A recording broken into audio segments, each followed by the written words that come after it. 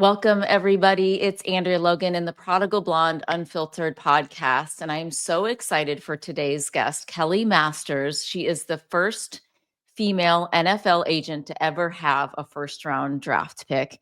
Her story of being painfully shy to landing in the NFL and being an agent is so inspiring. Everybody, welcome Kelli Masters. Oh my gosh, thank you so much for having me. I can't wait to get this conversation started. I'm excited to meet you. Yes, I was just telling you backstage that I want to be you when I grow up. I don't know about that. Oh my Thank you. That's goodness. very sweet. That's very I sweet. am so inspired. And you are an NFL agent, I am. and you are the first female to ever have a first round draft picked. Is that correct? Yes. Isn't that crazy? Yeah. Yes, I'm blown away. I have an 18-year-old son who is obsessed with the NFL. He just won his Okay. fantasy football league. So Oh, congratulations to I him. grew up watching the Chicago Bears. So Yeah, tell I me know the Bears. a little bit about your life. I know that you were like a painfully shy kid. We have so much in common. Yes. And Really? you were on stage, and that's when you were able to be courageous and bold and actually feel like you were not yourself, right? Like you Yes. jumped into character. And so take me back to your childhood and how in the world God brought you to law school, and then from law school becoming an NFL agent. So I just can't Yeah. wait to hear it all. No, crazy path. So yes, I was a painfully shy child, and I have a twin sister and my twin was very outgoing. And so Kim, we looked exactly alike, and people would always talk to us at the same time and ask us questions, and she would always jump in and answer. So I just like basically named her the spokesperson for both of us, and I could sort of retreat into my shell, which I was very introverted and bashful. But when I started taking dance lessons, when I started taking baton twirling lessons, I kind of found, okay, this is maybe my escape, but this is my, I can feel like someone different doing this, and I can feel strong and brave. And so did that, loved the applause, loved winning the awards. I became very, very focused on my training. I trained and ended up competing nationally and internationally in baton twirling. Achieved those goals that I had set, when I was 5 or 6 years old, to win national championships and world championships, and be the baton twirler for the University of Oklahoma, and all of the things that I dreamed of from a young age basically came true. And then in the midst of that, I found myself so empty and so still so sort of devoid of hope and purpose. It wasn't fulfilling. And I can go back now and go, okay, I was doing all these things. Nothing wrong with setting and achieving goals, but I was doing them from a place of fear, and also from a place of looking to those things, that applause, that attention, those titles, those opportunities to fulfill me. And that's where my self-worth was coming from. And I had that realization right in the middle of law school, when I was thinking, everyone on the outside that would look at my life would think, oh, Kelli's got it made. She's so successful. And why do I feel like the biggest failure? And why do I just wake up every day scared to death that someone's going to figure out that I'm not, that I'm not worthy. I'm not valuable. I'm a total failure. I'm a total fraud. And I just lived with that constant fear. And I was able to sort of dig back at one point in the middle of law school to some memories of people that I saw, that I looked up to, that seemed to have what I wanted. They had joy, they had peace, they had this purposeful life. And I'm like, is that even available to me? I don't even know. And so started reaching out, and God really met me in that moment of surrender. And I call it, I was ready to give up, but instead I just surrendered my life to Jesus. And I also joke that I'm shocked that more people aren't driven to their knees in law school. Law school is brutal. And I can imagine. Driven to my knees, going, God, why am I here? Why did you put me on this earth? And is it too late? Like, I wanted to know, is a relationship even available. Mm-hmm. Mm-hmm. And sorry, I just jumped right into my testimony there, but it's a big part of Oh, please. Yes. I am now, like who I am today, Yeah. what my path and journey has been, because I don't know what would have happened if I hadn't Amen. had that road to Damascus moment of Yeah. Jesus showing up and for the first time in my life, really knowing I was loved Yep. just for me, not because I was winning awards or getting applause. Um, and so everything changed in that moment. Now, it takes time to grow and learn to really follow the voice of God and all those things. But in that moment, I knew everything was different.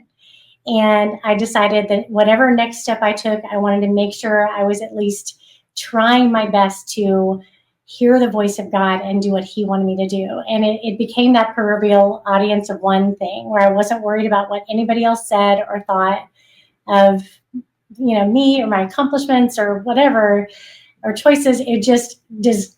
Is this pleasing to God? Like, he Mm-hmm. loves me so much. He created me. He knows the best path for me. Am I pleasing to him? And that's all I wanted. Mm-hmm. That just changed everything. And so that was in the middle of law school. I, for a couple weeks, struggled with what's next. Am I even supposed to be in law school? I have no Right. idea. And so I started pressing and going, okay, God, what's my purpose? Why was I put here? And initially, I thought I was going to be a missionary, which I guess that's kind of normal when someone falls in love with Jesus. All of a sudden, it's yes, I am going to go tell the world, and I'm going to be an Exactly. evangelist. I'm going to full-time ministry.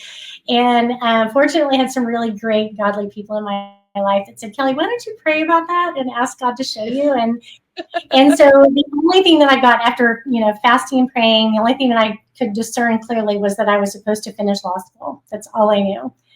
And, but I also knew that when I had my law degree, I was going to figure out how to use that to do what God wanted me to do. And I wanted that. I sort of willed that to include helping missionaries, helping ministries, helping churches. And I think it's so funny that I thought I was planning that. And it was part of God's plan all along. Right. I started my law practice doing litigation. And I started at the same time working with nonprofit organizations and doing legal work for charities and missions and ministries. And it was that avenue that God used to lead me to where I was supposed to be. 5 years into my law practice, got a call to help a former NFL player who had been a big-time player at OU in Oklahoma. He had set up a foundation and he needed a lawyer to help him with his foundation. And that opened the door. That was my very first athlete to work with. And it was his mother who looked at me and said, where were you when we were looking for an agent? And I said, no, I'm an attorney. I'm not Jerry Maguire. No, Right. that's definitely not me. And she goes, well, you need to pray about it. You need to consider it. So that's where it started. And I spent about a year researching and jumped right in with both feet. And no one was hiring women to be certified contract advisors with agencies. And so I just started my own agency, which was ridiculous to even think I could do that. Wow. And I found myself, 32-year-old woman in the middle of the NFL, making inroads, fighting for opportunities, fighting for clients. And that's where it started. And here I am 20 years later. Crazy. Oh my goodness. So you kind of lived a Jerry Maguire life? Is that Kind of, yeah. It's funny. I've watched the movie, since then. right? Not that I love all of it, but it's a great movie. Right. But he kind of was at that place of this needs to be more purposeful and Mm-hmm. let's not cut corners. Let's not, be shady. Let's do it the right way and let's care about our guys. And so, yeah, that's kind of me. And I started with if you've seen Jerry Maguire, my fish and my one client. And that was pretty much me with my one client when I first got So started. was he actually that one client? Did he end up being the first round draft pick? No, it took me a while. I went into it, and it's funny because I look back at my business plan that I created for my agency, and I was like, okay, first year I might sign, some late round guys, but then by the next year I'll be signing multiple first rounders, and does not work that way at all. Right. I fought for 5 years to get my first draft pick. And my first draft pick was the number 3 overall pick in the draft, And who which was is that? crazy. Gerald McCoy. He was drafted by the Tampa Bay Buccaneers in the 2010 draft and became a Pro Bowler there. He won all the awards. He's retired now. But yeah, he was the first player. I had many players that believed in me, and I fought to get them opportunities, and some of them ended up on what's called practice squad, which is they practice all week with the team, but they don't actually suit up for the game. And it's great to do that for players, but as an agent, I don't even get paid on practice squad players. They get paid, I don't. So I literally made no money for 5 years. And so talk about like the entrepreneurial. You were a missionary. Oh my gosh, yes. I was running a nonprofit without intending to run a nonprofit. But yeah, and the sacrifices that took. I had to still work full time. And wear a lot of hats to make it work. But finally had that breakthrough in 2010, and I've represented players in every single draft since then. So it's been an amazing journey, and I'm so thankful. And KMM is still that's my company, still thriving. I have 7 agents that work for me now across the country, and it's crazy. It's still challenging. It's still a really tough business. It is a very corrupt business. And so doing things the right way with integrity. Some people have told me forever, you're never going to be as successful as the firms who are willing to, do all the things that you're not willing to do. And how do you measure success? Like, we've impacted lives, and our players go on to become great husbands and fathers and businessmen and leaders and coaches, and they're impacting life. Like the ripple effect of us like choosing to have great influence on and correctly influence players who end up becoming very influential with their resources and their platforms. That's huge. And it really kind of is a ministry. There have been so many of my players who have gone on actually into full-time ministry or just seek out purpose in life that I don't know, if they had worked with another agency, maybe they would have figured it out. But my hope is that I made a real difference in their lives, but beyond just doing contracts and protecting them legally. My prayer is that I've impacted their lives, and in turn had a chance to help them impact millions. So. Oh my gosh, I'm so in awe of your story and your grit. And because how many females are there in not that many? Yeah, not so that many. You're up with a lot of pride, a lot of male testosterone energy, right? You're representing. So it's like, tell me about that world and how it didn't try to tear you down, or if it did, maybe another moment where you're like feeling far away from God, and how God's faithfulness really kind of brought you back. And because I can't only imagine what you've been through, and like you said, it's very corrupt. Yeah, it's a lot. I tell one particular story all the time, but it's something that happened that at the time I didn't realize what a monumental moment it was. But at my very first big NFL event, which is called the Combine, your son, I'm sure, follows the NFL Combine. All the draft picks have to go through this. Like, it literally is like all the testosterone in the world is in one place at one time in downtown Indianapolis every February. And I was there for the big annual agent meeting. So it was like me and like 900 men all in this, ballroom for these meetings. And I walk out, and one of the most successful agents at the time was standing there talking to a group of reporters. He was representing the potential number 1 overall pick. And so I knew who he was. I actually really admired and looked up to his work and contracts. And but I left the room, and I was like, I think I was going to the ladies' room. and thinking, well, at least there's not a line for the ladies here. There's not another woman inside. And he left the reporters and took a few steps over and got in my face and said, what are you doing here? And Whoa. like, how many clients do you have? Started peppering me with questions, and then proceeded to tell me why I was the biggest joke and women would never be successful in the industry, and I was wasting my time, and would never be respected by players or anybody, coaches, anybody. And I'm just sitting there going, wow, like I've never met you, and how could you be like such a jerk and this bull to speak all of these things? But in that moment, and this is where I'm so thankful that I wasn't the old Kelli before, when I was so worried about what people thought of me, and I lived and died on people's opinions and whether or not they were impressed by me. I just had this boldness that I could only come from the courage of knowing that you are doing what God's called you to do. Yep. And that just rose up in me. And I said, you don't know me. You don't know why I'm here. You don't know my story. And I'm sorry, I'm not going anywhere. You're going to have to deal with me and other women. And I walked away from him. And I mean, I was like shaking. I was so mad. But at the same time, I was like, you know what? I may encounter that again, but I'm never, ever going to let it defeat me. And I have a player. I just had one client at the time. I have a player back home who is counting on me to advocate for him and fight for him and stand up for him. And so that gave me hope that it's, there would be jerks. And yes, there is misogyny. And yes, it was a very, very, still is, has some, some sexist tendencies, obviously.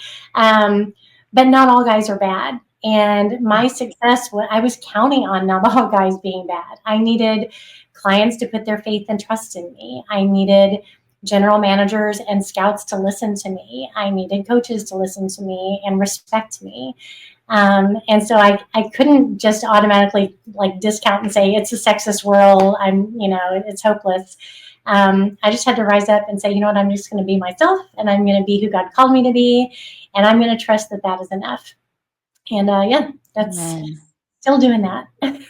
Your identity. I mean, that's really the beautiful thing about being rooted in Christ, is that your identity becomes unshakable, where so many things can be thrown at you, but going back to your foundation, when you had that foundation, you knew that God sent you there and you belong there. So whatever they say is the intimidation tactics. It doesn't, yes, it's overwhelming in the moment, but it really gets back to your strength in the Lord, which is why you find yourself in that world, which is only a miracle that God put you and gave you the boldness coming from this little shy girl, which I love to see God's favor on people's lives, like to see his favor on your life, to just create the path that he knew this little girl who was shy, put her in a den of wolves. That you exactly that.